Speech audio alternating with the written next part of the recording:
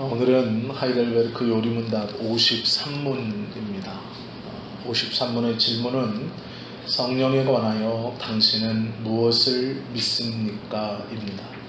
답은 첫째, 성령은 성부와 성자와 함께 참되고 영원한 하나님이십니다. 둘째, 그분은 또한 나에게도 주어져서 나로 하여금 참된 믿음으로 그리스도와 그의 모든 은덕에 참여하게 하며 나를 위로하고 영원히 나와 함께 하십니다가 답입니다. 교회의 역사를 보면 초기 기독교 공동체는 예수님에 대해서 많은 논의를 했습니다. 예수님이 하나님의 아들이냐, 진정한 인간이고 진정한 신이시냐, 예수님은 사람이었느냐 신이었느냐에 대한 논의가 예수님께서 승천하시고 약 500년 정도 계속되었습니다. 성령님은 무엇이냐? 우리가 예수님께서 보내신 영이라는 보혜사 성령은 과연 어떻게 성경에서 말하고 있고 우리는 그 성령님에 대한 믿음을 어떻게 고백해야 하는가가 그 다음 약 500년 동안 교회 공동체를 통해 논의가 되었습니다. 성령님에 대해서 크게 오해하시는 것 중 하나가 성령은 능력이라고 생각하는 것입니다. 방언과 병고침이 나타나면 우리는 소위 성령의 능력이다, 성령이다, 성령의 은혜를 받았다라고 말합니다. 이것은 성령님에 대한 설명 중 가장 작은 부분이고 가장 일부분을 설명하는 것입니다. 그것이 성령의 능력이고 성령 충만이고 성령님에 대해서 잘 설명하는 것은 아닙니다. 사람들은 성령님을 이야기하면 자신이 경험했던 경험적 성령님에 대해서 이야기합니다.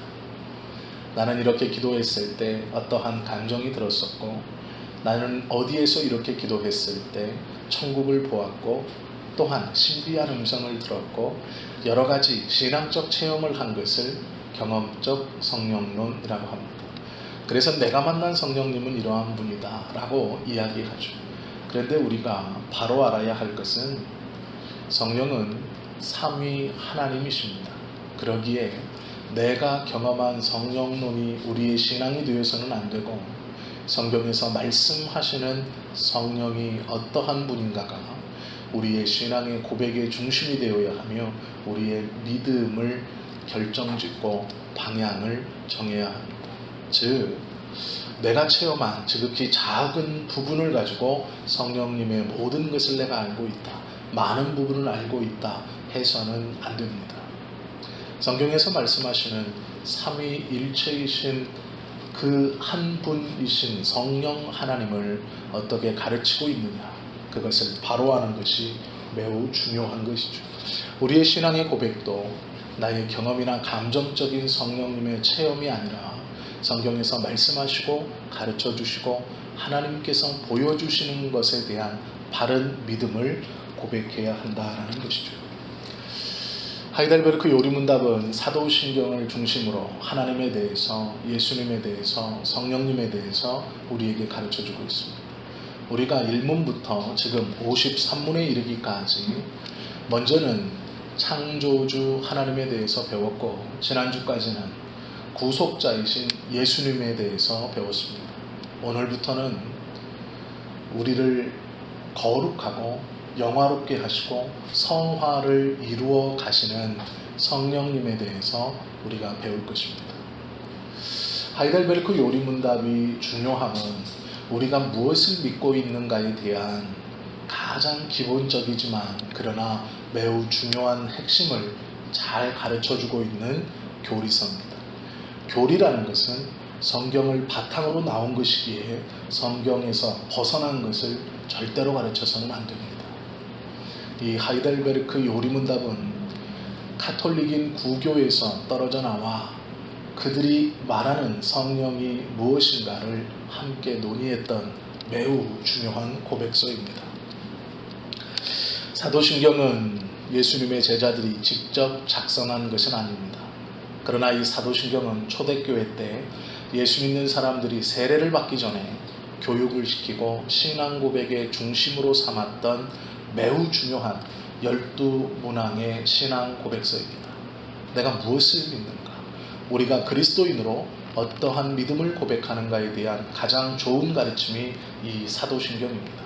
그러기에 우리는 우리의 믿음을 예배 가운데 사도신경으로 고백하는 것이죠. 이 행위는 매우 중요합니다. 왜 그러냐면 우리의 믿음의 역사성과 전통이 예수 그리스도와 그의 가르침을 직접 받은 사도들의 권위에 있다는 것을 인정하는 것입니다. 예배의 형식은 바뀌었지만 우리가 믿고 고백하는 하나님은 초대교회 예수 그리스도가 가르쳐 주셨던, 그리고 예수 그리스도를 하나님의 아들로 고백하며 그 아드님께서 승천하시며 보내주셨던 성령에 대해서 어떻게 믿고 있나를 고백하는 매우 중요한 것이죠. 그러기에 예배 가운데 사도신경을 고백한다는 것은 우리의 예배가 초기 기독교 공동체에서 고백했던 그 믿음과 형식은 바뀌었지만 내용은 같다는 것을 고백하는 매우 중요한 행위입니다. 그러기에 모든 예배에서 이 사도신경을 정성스럽게 고백하는 것은 매우 중요합니다. 다 아시는 것이지만 사도신경은 절대로 주문이 아닙니다. 그러기에 아무런 생각 없이 주절주절 거릴 수 없는 것입니다. 사도신경은 정성을 다해서 우리의 믿음으로 또렷한 의식 가운데 고백 드려야 합니다. 사도신경에서 성령을 믿사오며의 뒷부분을 가만히 보시면 이러한 문구가 포함되어 있습니다. 거룩한 공예와 성도가 서로 교통하는 것과 죄를 사하여 주시는 것과 몸이 다시 사는 것과 영원히 사는 것을 믿사옵나이다가 성령을 믿사오며 뒤에 나옵니다. 이것은 성령님이 단순히 어떠한 힘이나 능력으로 우리의 병을 고치고 우리의 억울함을 풀어주고 신비한 파워를 갖게 하는 분이 그분의 사역이 아니다라는 것을 가르쳐주는 매우 중요한 것입니다. 성령님의 사역은 거룩한 공교회와 성도의 교제와 죄를 사하여 주시는 것, 몸이 다시 사는 것, 영원히 사는 것을 성령의 사역으로 성경은 가르쳐주고 있다는 뜻이죠. 우리가 경험한 병을 고쳐주시는, 어려운 일을 해결해 주시는 신비한 지혜를 주셔서 무엇인가를 번뜩번뜩하게 해주시는 것은 성령의 사역에 중요한 것도 아니고 주된 사역도 아닙니다. 우리가 기도하듯이 성령님 이 몸을 좀 고쳐주십시오, 이 일을 해결시켜 주십시오라고 하는 것은 매우 작고 하찮은 일입니다. 상대적인 비유로 하찮다고 말씀드린 겁니다. 오해하시면 안 됩니다. 성령님을 나의 그 경험적인 성령에 가둬놓고 나의 어떠한 문제와 연약함을 회복시켜 주시고 가난한 것을 부유하게 해주시는 그것이 성령의 은혜요 역사로 제안하는 것은 전혀 성경적이지 않습니다. 성령의 사역은 거룩한 교회와 성도 간의 교통과 죄를 사하여 주시는 것과 몸이 다시 사는 것과 영원히 사는 것이, 즉 우리가 온전히 다 경험해 보지 못하는 하나님의 독특한 신비한 사역을 다루시는 분입니다. 그러기에 내가 경험한 작은 것을 가지고 내가 경험하지 못한 모든 성령님을 제한하고 규제하고 이것이 성령이다라고 말하는 것은 잘못된 것이다 라는 것이죠. 우리가 믿는 성령님은 우리가 다 알지 못하는 크고 놀라운 일을 행하시는 하나님이신 것을 우리가 바로 알아야 합니다. 방언이나 병 고치는 것은 참 죄송하지만 교회에만 있는 것이 아닙니다. 절에도 방언하시는 분들이 있습니다. 무당도 방언을 합니다. 병을 고치는 것도 마찬가지입니다. 절에 가서 치성을 드리면 병이 고쳐지기도 합니다. 무당이 구슬해서 병이 낫는 경우도 종종 있습니다. 제가 말씀드렸죠. 오해하지 말고 들으십시오. 기도를 열심히 하거나 무당이 구술하거나 스님이 와서 제를 지내면 100명 중 14명은 병을 고칩니다.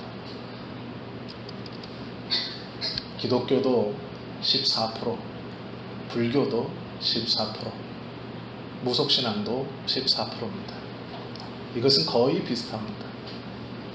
100명이 암을 고쳐달라고 하나님께 3일을 금식해서 기도하면 평균 14명은 고쳐집니다. 100명의 사람이 절에 가서 3일 동안 스님과 함께 암을 고쳐달라고 기도를 하면 평균 14명이 고쳐집니다. 그러면 단순히 우리가 성령님의 사역을 다른 곳에서도 일어나는 방언과 병고침으로 한정하는 것은 잘못된 것입니다. 그렇다고 성령님이 그것을 하지 않는다거나 못하신다는 말은 절대로 아닙니다. 성도님들이 또 오해하시는 것 가운데 하나가 순복음은 성령론이 굉장히 강하고 장로교는 상대적으로 성령론이 약하다 이렇게 생각하는 경향이 있습니다. 그래서 은혜를 받으려면 순복음교회에 가고 성경을 배우려면 장로교회로 가라 이렇게 말을 하기도 하죠. 그러나 이것도 나의 경험을 성령론에 한정시키는 잘못된 것입니다. 조금 어울리지 않는 말이지만 꽃다발 신학이라는 것이 있습니다. 이게 무슨 얘기냐면요, 꽃다발을 받으면 기분이 어떻겠습니까? 좋지요. 누가 나에게 큰 꽃다발을 선물해 준다 그러면 그걸 받았을 때 기분이 좋을 겁니다. 이 꽃다발 신학이라는 것은 장로교회에서 좋은 것을 취하고 성결교회에서 좋은 것을 취하고 감리교회에서 좋은 것을 취하고 순복음에서 좋은 것들만을 취해서 꽃다발을 만들어서 하나님을 알아간다라는 것입니다. 그런데 이건 잘못된 겁니다. 왜 그러냐면 장로교에서도 선교를 하고 순복음에서도 선교를 합니다. 감리교에서도 선교를 합니다. 즉 이게 무슨 얘기냐면 어느 교단에서 무엇이 좋아서 나는 기도는 거기에서 응답은 거기에서 말씀 듣는 건 이곳에서 이것은 좋은 신학이 아니다라는 것이죠. 그 모두는 성경을 가지고 하나님의 일을 다 열심히 하고 있습니다. 무엇이 좋다, 무엇이 나쁘다, 무엇이 강하다, 무엇이 약하다 말하면 안 되는 것이죠. 성령은 거룩한 하나님이시기에 우리의 경험으로 그 성령님을 제한하지 말아야 할 것이 첫 번째입니다. 성령은 구별된 삼위이지만 하나님과 한 분이십니다. 요한복음 16장 13절과 14절에 보면 이렇게 말씀합니다. 그가 너희를 모든 진리 가운데로 인도하시리니 그가 자의로 말하지 않고 오직 듣는 것을 말하시며 장래 일을 너희에게 알리시리라. 그가 내 영광을 나타내리니 내 것을 가지고 너희에게 알리겠음이라 말씀하고 있다라는 것이죠. 성령은 인격이시고 하나님이십니다. 그러기에 하나님께서 원하시는 것이 무엇인가를 가장 잘 알고 계시는 분이죠. 그리하여 성령이 충만한 성도는 하나님의 말씀인 성경을 사랑하는 성도이고 하나님의 말씀인 성경의 말씀을 지켜가려고 노력하는 성도가 성령 충만하고 성령님과 가까운 성도입니다. 누군가 기도하여 병을 낫게 한다고 저는 성령 충만한 자고 누군가 기도만 하면 방언을 참 잘한다고 저가 성령 충만한 자가 아니라는 얘기입니다. 하나님의 말씀을 사모함이 있는 사람, 그 말씀을 지켜가려고 삶의 자리에서 최선을 다해 몸부림을 치는 사람, 그가 성령에 충만한 사람이며 성령의 인도함을 받는 사람입니다. 성령은 우리가 취할 수 없는 분입니다. 성경은 성령에 대해서 우리는 부정한 자이고 성령은 거룩하신 하나님이시기에 내가 성령을 구한다고 받을 수 없다라고 가르칩니다. 성령은 예수 그리스도께서 보내주시는 영이시고 하나님께서 기쁨 가운데 선택된 자들이 받아 누리는 선물입니다. 그러기에 누가 누군가에게 기도한다 그래서 성령을 주입시킬 수 없습니다. 전화로 어떤 목사님에게 성령의 충만함을 위해서 기도를 받는다고 해도 성령의 충만함은 일어나지 않습니다. 어떠한 사람이 성령에 대해서 넣었다 뺐다 충전했다 그러지 못하다라고 말하는 것은 전혀 성경적이지 않습니다. 그것은 자기 경험에서 나온 잘못된 성령론입니다. 우리는 다 부정한 자입니다. 그러기에 성령을 스스로 모셔드릴 수 없는 자입니다. 우리는 죄악 가운데 잉태되었고 태어나 하나님의 은혜가 아니고서는 그 거룩하신 성령이 우리 안에 내주하실 수 없습니다. 예수님의 십자가의 사건으로 정결케 된 일이 벌어지지 않으면, 즉 구원받지 아니하면 그 십자가의 사건을 통해 거듭나지 않은 자는 성령님을 모셔드릴 수 없습니다. 그러기에 성령은 거룩한 선물이며 매우 귀하고 복된 것이죠. 우리가 십자가의 은혜를 인정하지 않고 이상한 능력을 받았다고 말하는 것은 다 거짓말입니다. 그것은 성령이 아닙니다. 뒤에서 말씀드리겠지만 어디 산에 올라가서 내가 30일 금식 기도하면서 성령을 받았다, 거짓말입니다.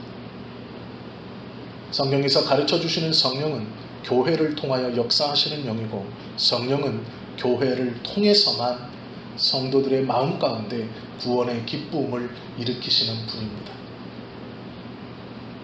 어떤 교회가 아닌 다른 장소에서 내가 무엇을 하며 성령을 받았다라는 것은 다 거짓말입니다. 그것은 성령이 아닙니다.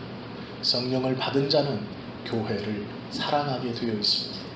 교회를 통해서 역사하시는 성령께서 교회를 사랑하지 않게 하시지 않기 때문입니다. 예수님께서 성령을 보내실 때 그 성령은 믿음의 공동체의 구성원들에게 받으라 말씀하신 것입니다. 믿음의 공동체가 아닌 다른 곳에서 성령이 임했다는 것은 거짓말입니다. 그것은 성경과는 맞지 않습니다. 성경을 보면 성령님을 돈을 주고 사려고 했던 사람이 등장합니다. 누군지 아시죠? 마술사였던 시몬입니다. 상식적으로 한 가지 알아두시면 좋을 것이, 돈을 주고 종교를, 성직을 매매하는 일 무엇인지 아시죠? 돈을 주고 성직을 매매하는 일, 중세 때에도 많이 있었죠. 지금도 있습니다. 600만 원, 500만 원을 주면 6개월 있다 목사가 될 수 있는 곳이 아직도 있습니다. 이것을 성직 매매라고 합니다. 그런데 이 성직 매매를 뭐라고 부르냐면 시모니라고 부릅니다. 시모니. 왜 그럴까요? 초대교회의 마술사 시몬이 돈을 주고 성령의 충만함을 받으려고 했던 일에서 유래된 단어입니다. 그래서 성직 매매를 영어로 시몬이라고 부릅니다. 참 재미있는 말이죠. 이거는 이제 상식적으로 그냥 알고 계시면 좋고요. 성경의 내용을 보시면 이 마술사였던 시몬이 복음을 들었습니다. 그리고 변화를 받았어요. 이 변화는 가짜가 아니었습니다. 진실된 변화였습니다. 사람들을 눈속임해가면서 여러 가지 화학 반응을 일으켜서 연금술을 알지 못했던 중세의 사람들, 그 2000여 년 전의 사람들에게 불꽃을 보여주고 여러 가지 눈속임을 통해 막대한 돈을 벌었던 이 마술사였던 시몬이 복음을 들었습니다. 베드로가 전하는 복음을 듣고 그가 완전히 변화되었습니다. 그리고 사도들이 말씀을 전하면서 사람들이 변하고, 그 사도들이 예수님의 이름으로 병자와 약한 자들과 귀신 들린 자들을 위해서 기도할 때 병이 낫고 귀신 들린이 떠나가는 것을 보고 시몬이 제자들에게 옵니다. 그리고 말하죠. 나에게 돈이 있습니다. 이 돈을 다 드릴 테니 당신들이 하는 그 놀라운 이적을 나에게도 할 수 있게 해 주십시오 라고 말합니다. 즉, 내가 보니 당신들은 이상한 힘과 능력을 가지고 있는데 내가 나의 가진 전 재산을 드릴 테니 그 힘과 능력을 나에게도 주십시오라고 말합니다. 시몬은 진심이었습니다. 그가 복음을 듣고 변화되어 진심으로 사모했습니다. 그것으로 돈을 벌 생각이 있었던 것이 아닙니다. 말씀을 듣고 변화된 후 그 능력을 사모했습니다. 그런데 문제는 사도행전 8장 20절과 28절에 보면 이렇게 말합니다. 베드로가 이르되 내가 하나님의 선물을 돈 주고 살 줄로 생각하였으니 내 은과 내가 함께 망할지어다 라고 말합니다. 변화받았습니다. 성령의 능력을 사모해요. 이게 무엇이 잘못입니까? 성령님이 내 안에 오셔서 나의 삶을 변화시키시고 약한 자를 돕고 연약한 자를 돕고 기도하면 귀신이 떠나가 하나님의 나라를 더욱더 잘 전하고자 하는 그 열심이 무엇이 잘못입니까? 그런데 베드로는 내가 하나님의 선물을 돈을 주고 살 줄 알았으니 너는 너의 은과 함께 망할 것이다. 28절에 보면 시몬을 보고 악독하다라고 얘기합니다. 은혜를 사모함이 왜 악독입니까? 변화를 받아 성령의 충만함으로 그 성령님의 능력 중 작은 부분을 함께 행하고 싶은 것이 왜 악독입니까? 왜 망해야 할 것입니까? 그런데 이것을 조금만 바꿔 생각하시면 이해할 수 있습니다. 자동차를 잘 모르고 운전을 못하는 사람이 운전을 하다가 사고를 냈습니다. 그래서 경찰서에 갔네요. 그런데 이 사람이 말합니다. 저는 운전을 잘 모릅니다. 자동차를 잘 모릅니다. 무지해서 그랬습니다. 그러니 좀 봐주십시오. 그럼 봐줄 수 있습니까? 못 봐주죠. 운전을 해서 사고를 내면 그 책임을 져야 합니다. 제가 이 말씀을 왜 드리냐면 운전을 내가 잘 못해도 사고를 내면 그 책임을 져야 됩니다. 즉 운전을 잘 모르고 자동차에 대해서 잘 모르는 사람이 운전을 해서는 안 됩니다. 시몬은 성령이 무엇인지를 몰랐습니다. 그러나 그 모르는 것을 행하고 싶어 했습니다. 즉 무슨 말이냐면 사람의 육신을 행하는 것이 아니라 사람의 육신을 다치게 하는 일이 아니라 사람의 영혼을 살리는 성령 하나님에 대해서 무지함은 악독입니다. 그 무지함은 책망받을 만한 허물입니다. 삼위 하나님 중 한 분이신 성령에 대해서 제대로 알지 못하고 그 능력을 행하고 겉으로 보는 것에 대한 만족과 충족만을 구한다면 그것은 악독입니다. 성령을 에너지처럼 어떠한 파워처럼 힘처럼 신비한 어떠한 능력처럼 아는 것은 악독입니다. 그것은 책망받아 마땅한 어리석음입니다. 시몬이 책망을 받은 이유는 그 귀하고 복되신 하나님이신 성령을 알지 못하고 구했기 때문입니다. 더군다나 비교할 수 없는 물질을 가지고 그 성령 하나님을 사려고 한 어리석음은 책망받아 마땅합니다. 우리가 어떠한 일이 있을 때 하나님의 은혜를 구할 때 헌금을 많이 하고 주님 은혜를 주십시오. 옳은 것일까요? 잘못된 일입니다. 나의 마음이 하나님에 대한 감사로 예물을 드리는 것이 아니라 무엇을 이루기 위해서 예물을 드리면 시몬과 같이 똑같이 책망을 받습니다. 그것은 책망받아 마땅한 무지입니다. 하나님이 어떠한 분인지를 모르기 때문에 그렇게 행할 수 있는 것이죠. 이것은 절대로 가볍지 않습니다. 성령에 대해서 무지하다라는 것은 책망받아 마땅합니다. 우리가 창조주이신 아버지 하나님과 구속자이신 성자 예수님과 우리를 성화와 거룩 가운데 인도해 가시는 성령 하나님을 제대로 알지 못한 믿음의 사람이라면 그는 책망받아 마땅한 무지한 자입니다. 복음으로 뜨겁게 되었지만 나의 영혼을 죽이고 살리시는 하나님에 대해서 무지한 채 그 능력을 에너지와 같이 기도 많이 하면 받을 수 있고, 금식을 하면 구할 수 있고, 어떠해서 내가 소유할 수 있다라는 생각은 어리석은 생각이다라는 것이죠. 성령을 받았다라는 것은 우리가 잘 구별할 수 있어야 됩니다. 하나님은 성소라고 우리를 가르쳐 주셨습니다. 성령은 하나님을 예배하는 교회 공동체와 믿음의 공동체를 통하여 역사하시는 거룩한 하나님이십니다. 오늘 말씀에 보시면 예수님께서 이렇게 말씀하시죠. 성령은 들은 것을 가르쳐 주시고 자신의 임의대로 말씀하지 않으시고 나의 뜻과 아버지의 뜻을 너희에게 가르쳐 주실 것이다 말씀입니다. 그러면 하나님의 뜻이 울려 퍼지고 선포되어지는 곳이 어디입니까? 교회입니다. 하나님의 뜻을 지켜가고 배워가는 곳은 어디입니까? 교회입니다.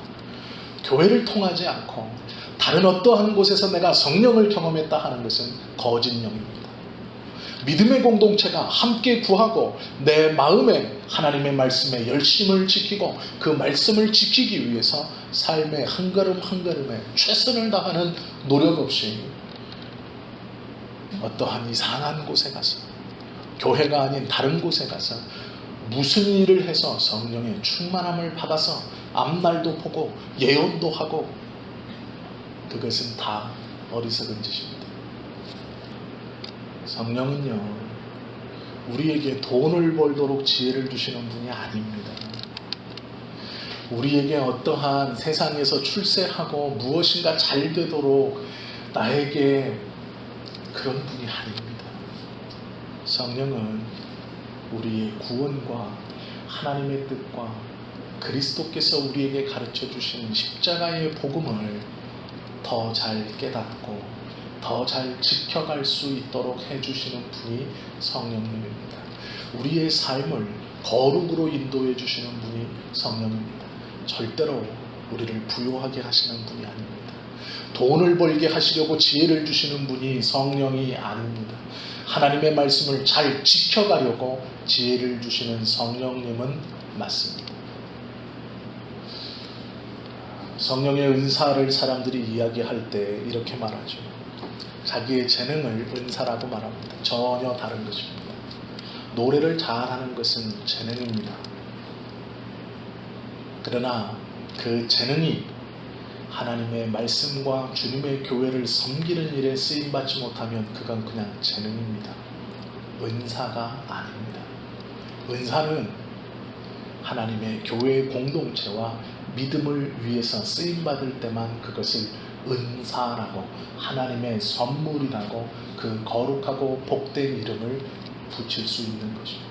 이것이 감사한 이유는 우리가 재능이 좀 모자라도 하나님의 교회를 위해 쓰임받는 것은 은사입니다. 하나님이 주신 거룩한 선물이 될 수 있는 것이죠. 그러기에 주님의 교회와 공동체를 위해서 나의 작은 재능들을 다른 이와 비교해서 부족하지만 쓰임받는다는 것은 하나님께서 주신 놀랍고 귀하고 복된 은사를 내가 지금 받았다라는 것이죠. 성가대로 봉사하는 것이 그것일 것입니다. 교회를 위해서 청소하고 기도하고 주보를 나누어 주고 의자에 줄을 맞추고 내가 할 수 있는 작은 것을 통해 하나님의 교회와 말씀을 지켜가는 것에 쓰임받는 그것이 은사이지, 내가 잘하는 것이 결코 은사가 아닙니다. 세상에서 잘하면 무엇합니까? 내가 아무리 노래를 잘하고 내가 아무리 무엇인가를 잘해도 그것이 하나님 앞에 쓰임받지 못한다면 그것은 그냥 재능입니다. 잘하는 겁니다. 그 이상도 그 이하도 아닙니다. 내가 세상에서는 부족하지만 그 연약하고 부족한 것을 가지고 하나님의 거룩하고 복된 공동체를 섬길 때 그 부족한 것은 하나님께서 은사라는 놀라운 것으로 바꾸어 주시는 것이고, 우리는 그 하나님의 선물을 또한 받아 누리는 귀하고 복된 자가 될 수 있다라는 것이죠. 나는 은사가 전도인데 이 교회는 전도에 관심이 없어. 나는 은사가 선교인데 이 교회는 선교에 관심이 없어. 저 선교자라는 교회로 찾아가야지. 천만의 말씀이에요. 은사가 선교라면 그는 그 믿음의 공동체에서 자기가 할 수 있는 영혼 구원을 위해 최선을 다했을 겁니다.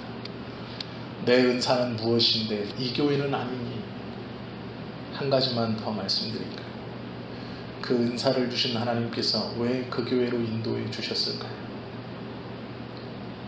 너의 은사는 선교가 아니기 때문입니다. 그의 은사는 선교가 아니기 때문이에요. 자기가 관심 있는 것을 은사라고 착각하시면 안 됩니다.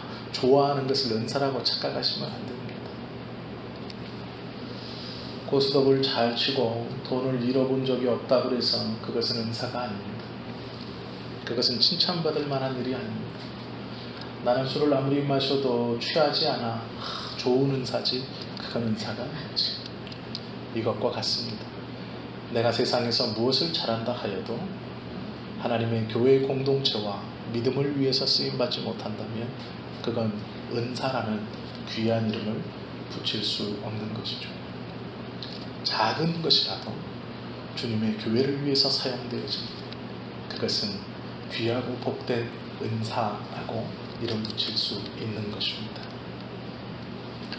성령께서 우리와 함께 하신다면 삶의 증거가 있습니다. 먼저는 우리 안에 참된 믿음이 일어날 것이고 그리스도와 그분의 은덕에 대해 감사함이 일어납니다. 즉 성령님의 은혜로 하나님에 대한 바른 믿음과 예수님의 십자가의 사건이 날마다 나에게 그것이 감사로 감격으로 다가오게 되어 있습니다. 두 번째로는 하나님의 말씀이 나를 위로하게 합니다. 세상에서 어떠한 감정과 어떠한 상황에 처해 있든 그 세상 사람들의 위로가 아니라 내 안에 성령께서 내주하신다는 두 번째 증거는 하나님의 말씀이 그를 위로한다라는 것이죠. 주님의 말씀이 그의 상처를 씻기고 주님의 말씀이 그의 아픔을 덮고 주님의 말씀이 그의 어긋남을 바로잡아 주시는 것입니다. 하나님의 말씀이 그를 위로하고 고쳐주시는 것, 그것이 성령과 함께 있다는 두 번째 증거입니다. 세 번째는 성령께서 우리 안에 내주하시면 그 성령이 나와 영원히 함께 하신다는 것을 믿게 됩니다.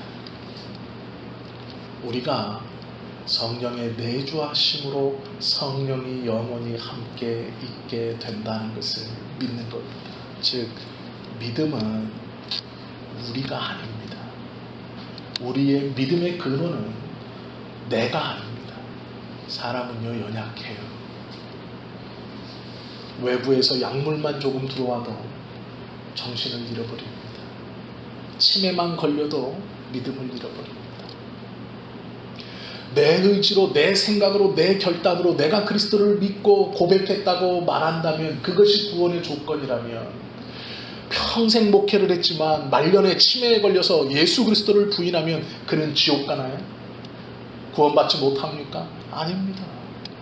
그의 믿음의 근원은 본인의 의지가 아닙니다. 내주하시는 성령께서 고백해 하시는 거죠. 다운증후군 아이들은 다 구원받지 못해야 되겠네요. 지능이 떨어지는 아이들은 다 구원받지 못합니다. 왜요? 그들은 자기의 의지로 성삼위 하나님을 이해하지 못합니다. 구원이 무엇인지, 믿음의 신비가 무엇인지, 성령의 동행하심이 무엇인지를 알지 못합니다. 그러나 그들도 하나님의 구원 가운데 들어가면 그 믿음의 주체와 그 믿음의 근원이 성령님이시기 때문입니다. 하나님의 선택이기 때문입니다. 그러기에 내가 아무리 잘나서 내 의지로 주님을 따르겠다라고 말하지만 하나님의 선택이 먼저 있지 않고는 그의 결심과 그의 열심은 그의 구원과는 아무런 상관이 없는 것이죠. 성경에서 말씀하시는 예전은 우리가 어미의 모태 전 잉태되기 전 우리를 선택하였고 하나님께서 우리 개인을 기뻐하셨고 그 기뻐하심의 사랑으로 말미암아 예수 그리스도가 하나님의 뜻에 순종하여 이 땅에 오시고 십자가를 지신 것입니다.